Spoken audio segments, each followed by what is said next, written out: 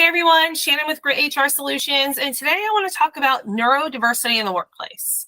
So, fun fact, here's a reality check for you all.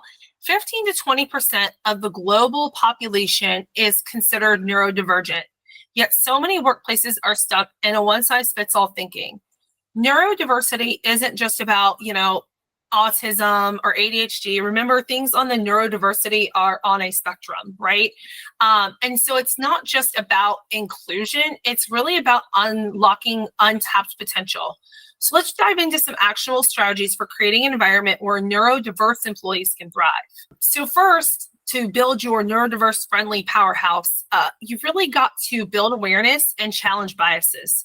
Most neurodivergent employees have faced stereotypes or discrimination. So it's really important to start with company-wide training to bust myths and build understanding about conditions like autism, ADHD, and dyslexia. Make it clear that neurodiversity isn't a limitation. It's actually a strength and in a lot of ways can be a superpower. For example, my youngest daughter, she's 6 right now, and she has ADHD. And one of the things that she can do really well is hyper focus on problems. Means she can tune out the rest of the world at times too.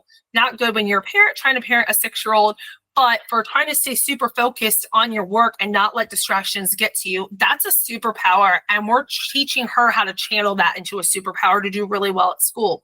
We should be teaching employees to do those same things and having our managers be able to embrace that as well. Look at your hiring process.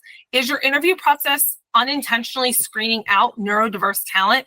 Replace standard interviews with work samples, problem-solving tasks, or even structured assessments that focus on skills rather than social performance. Think about what workspaces should be like for inclusivity. Noise, lighting, seating arrangements, these things all matter. So, creating a sensory-friendly environment, think like noise-canceling zones, dimmable lighting, and flexible workspaces that can cater to different needs. And that's not just about neurodiverse people as well. Harsh lighting and the fluorescent lights can really trigger people with epilepsy or even migraines. So it's really about looking at your workplace as a whole. Also, think about your performance metrics. Traditional evaluations tend to often fail neurodivergent employees. So it's really important to shift from rigid benchmarks to more dynamic ones that reflect individual strengths and contributions. Really, I think as we're into 2025 and looking at the value of work, it's not necessarily like, I don't care how many calls you can answer in a day. As a manager, as an HR professional, I care about the value that you're producing and the ROI that we're getting from the work that you're doing. As a salesperson, you can make 100 calls a day and not close one deal. You could make 10 calls in a day and close 10 deals. I'd rather see somebody who's making 10 calls in a day, closing 10 deals than 100 calls a day getting nowhere. So think in that mindset when you're looking at evaluating employees and what those KPIs and benchmarks should be.